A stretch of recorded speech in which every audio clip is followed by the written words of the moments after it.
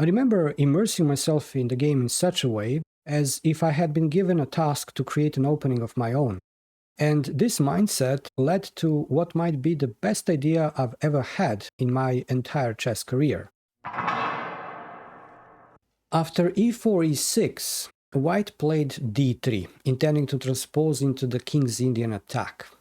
And indeed, after d5, Queen e2 appeared on the board. While the main move is knight d2, the move played in the game also aligns with the typical King's Indian setup. However, I wanted to check if there is a way to exploit this early queen move, and started exploring some unorthodox ways of playing this opening. The game continued with knight f6, knight f3, and here White probably expected straightforward c5, gaining space. In that case, the game would have been developing in well-known manner: g3, knight c6, bishop g2, bishop e7, castling on both sides, knight bd2 with an idea of e5, rook e1, knight f1, h4, then knight h2, setting the stage for an attack. Objectively, black should be fine. However, given my past challenges in playing against this setup, I began thinking, is it meaningful to develop the bishop to c5 instead of advancing the pawn? It would allow e5, then d4 with a tempo, followed by c3 most likely as a solidifier. However, White's d3 before advancing d4 means there is no clear tempo gain. Furthermore, the placement of the queen on e2 is not advantageous, as it does not protect the crucial d4 pawn. And another drawback is that the bishop on f1 aims to occupy d3 when d4 happens, but it is hindered by its own queen. By playing g3, White refrains from immediately advancing d4, as it would expose the pawn. Now, after g3, Black encounters a question regarding the c5 bishop. What is its purpose? It targets the weak spot f2, yet lacks coordination with other black pieces. I opted for f6. If captured, the queen recaptures, then I'd castle and push e5. This establishes a solid center with developed pieces, and the bishop is potentially supported by the queen and the rook. Instead, White finally advanced d4, solidifying the e5 pawn, and after bishop b6, we witness an excellent idea unfolding, starting with the move bishop h3. It aims to provoke f5, in which case White instantly wins. Take some time to think or pause the video. The solution is related to the tactical motive called trapping a piece, and the move is bishop g5. The queen has no safe square to go to, and we need to sacrifice our knight to survive. But even if this bishop g5 move didn't exist, provoking f5 would still be beneficial for White, because Black wouldn't be able to challenge the e5 pawn. And that's the reason why playing bishop h3 is a very clever idea by White. And here is the moment when I played possibly the best move in my career. Feel free to pause and take some time to think. It's not a winning move, but one that emphasizes the activity of pieces and development over material. Correct move is to castle. Despite ending up losing a pawn, followed by the loss of a tempo, and potentially losing the second pawn, Black still gains compensation. Firstly, the rook can coordinate with the bishop to x-ray the f2 pawn. It also has similar potential on the e-file. Additionally, there is the knight takes e5 tactic. If White captures the bishop, we respond by capturing the f3 knight first, winning a pawn back. Lastly, in the event that White takes the second pawn, the same bishop becomes a target for the black queen the moment we move the knight away. And in this case, Black is even winning. Among other advantages for Black, it's worth saying that the currently inactive bishop on c8 has potential to become a powerful piece on the board, especially if White bishop abandons the c8-h3 diagonal. It can aim g4 or end up on h3, hindering White from castling or forcing the rook away from f1, leaving the f2 pawn vulnerable. My opponent calculated and realized that after bishop takes c6, king h8, the whole situation gets out of control. They chose to castle instead. Now, opting for a slow tempo game, playing f5, is exactly what black should not do. I took on e5. They took on e6, and I moved out of check. In case of recapturing on e5, the simplest way is to take again, gaining a tempo with knight c6.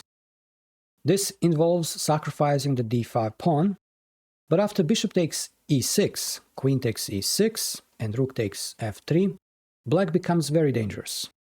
Observe the beautiful coordination against the f2 pawn, along with white's undeveloped queenside pieces and weaknesses on the light squares.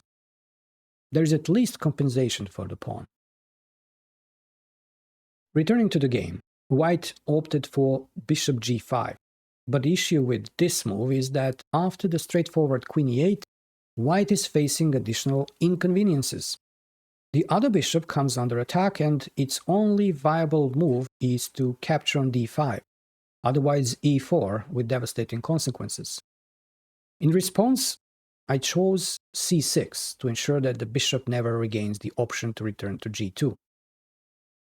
The computer recommends playing h6, as bishop e3 does not work due to e takes d4 winning a piece because of the pin. If white plays bishop d2, there is a beautiful line that I completely overlooked during the game, starting with a counterintuitive move, knight f6. The idea is to quickly activate all black pieces. For example, if white responds with bishop c4, black continues with e4. Now knight e5 does not work because of bishop takes d4, not only grabbing the pawn but also attacking the knight. So let's consider knight h4 instead. Then simply knight c6, threatening d4, and after c3, black proceeds with g5, pushing white's pieces backwards and sealing the king side with bishop g4 and bishop f3, followed by knight g4 and queen h5. According to Stockfish, this position is completely hopeless for white. Returning to the main line, black played c6 and white responded with bishop b3. It was only then that I played h6. The crucial difference now is the absence of the d5 bishop, and black does not have knight f6 with a tempo. Despite this, black maintains a significant initiative. Now, the knight on f3 cannot move. If king g2, we have an appealing attacking idea beginning with knight f6, then bishop h3 check, and if needed, bishop g4. I recall feeling a bit anxious after playing queen h5 and contemplating this line. It was due to the possibility that white may secure a draw through perpetual check. Feel free to pause the video and try to find that draw for white. It starts with an excellent move, knight takes e5, sacrificing the queen. After queen takes e2, indeed a draw by repetition occurs thanks to knight g6 check, knight takes f8 check again, then back to g6, and there it is. Fortunately, my opponent overlooked this opportunity and played d takes e5, assuming the knight was indefensible. Then, after rook takes f3, material-wise black is up, but also the attack is still on. There are plenty of threats, and first among them is rook takes g3. So what I need to do is knight c3 to develop and protect their queen. I took on e5, and although I was a bit nervous opening the e file, at this point black is completely winning. My problem here is this pinned knight on e5, since if I'd move it away, there is this queen e8 check, after which everything collapses. The question is why to move the knight away if we can just defend it with knight bd7 or bishop c7. For instance, knight bd7, bishop f4, bishop c7, let's say knight b1, intending knight d2, trapping the rook, then queen f5, or preferably queen g4, with the idea of sacrificing on f4, and black ends up with a decisive advantage. What made me rethink these moves was the idea that I should not play passively, even for a moment. Although it's important to pursue an active game, An objective evaluation reveals that the entire queen side is out of play, which means that the attack is not well prepared. A very interesting and seemingly aggressive option was rook g3. If white captures, there is knight f3 check. If king g2, bishop h3 leads to mate on the next move. Therefore, white needs to sacrifice their queen on f3. Then I saw rook e8 and spent a lot of time contemplating what to do after king h7, bishop g8, king g6, and then knight e2, because they threaten knight f4 and also rook takes c8. However, there is a move like bishop d7, and in case of knight f4, black simply sacrifices the queen here, ending up with an extra piece. And since I really wanted to create a masterpiece on the board, I decided not to waste this opportunity and played rook takes g3. It was a surprise when I saw king h1 on the board, realizing that suddenly my rook is hanging as well as my knight on e5, which is also pinned. It seemed like there was a simple move like bishop g4 with the idea of checkmating on the next move with bishop f3. Then I realized that they can sacrifice their queen again with f takes g3. After bishop takes e2, there would be a draw by repetition after rook to f8 check, king h7, bishop g8 check, king h8, bishop f7. That's it. For those of you who wonder why not king g6 at this point, there is a simple move knight takes e2 followed by a deadly threat knight f4 and black is lost. Despite losing some confidence, I continued to play for a win with knight bd7. According to the engine, black is still clearly better, even though down exchange. White opted for the seemingly straightforward move queen e4, which, according to the engine, leads to an immediate loss. The winning combination starts with knight f3, forcing rook e2, and then knight f6 with a tempo. The only reasonable response is queen f4 and then a strange-looking move, knight g5. The idea is to play knight h3 next, forcing the white queen away, enabling bishop f3. I didn't see that and opted for a line that instantly regains material but loses most of the initiative. However, white should be cautious because their king is exposed and black still has many threats. For example, here is another critical moment where only queen e2 maintains the game's balance. They chose rook e2 instead, and then knight f6 creates at least two threats.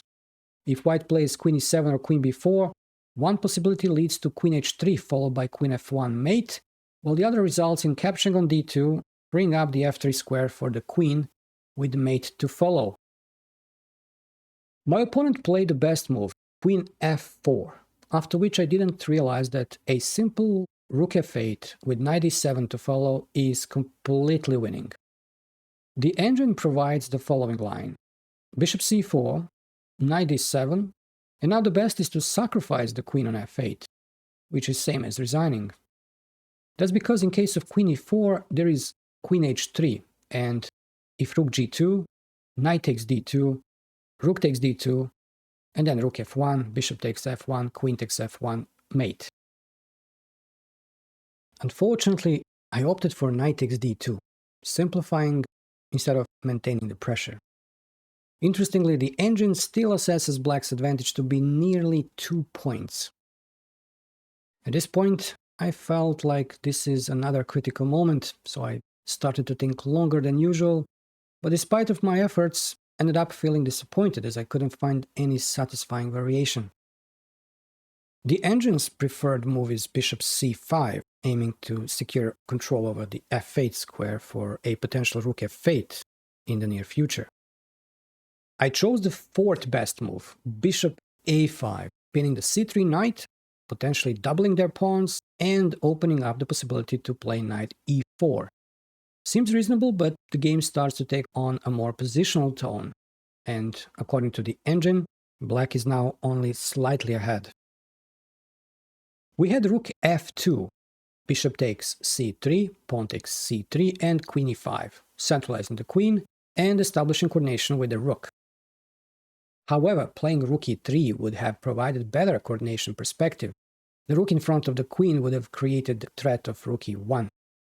White responded with rook f3, defending the pawn, and after queen e4 and king g1, I made a horrible blunder. It is possibly the only move that loses in this position. Rook d8. My opponent, Peter Gabor, who was about 100 points higher rated than me, accepted the gift. Rook takes f6, g takes f6, queen takes f6, king h7. Then he repeated once, likely due to being in time trouble, and finally took the rook on d8. It was a lost position for me. But there was still a chance, especially considering my opponent's time trouble.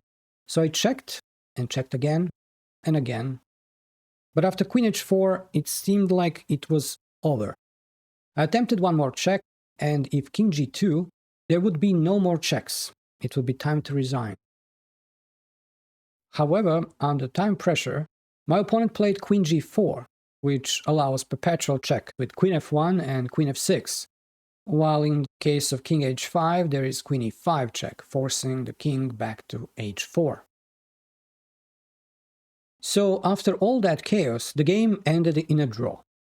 I'm particularly pleased with my opening, especially the decision to castle while simultaneously sacrificing a pawn and exposing my king to a check. It's intriguing to note that years after the game was played, this idea has attracted the attention of some high-rated players, including grandmasters.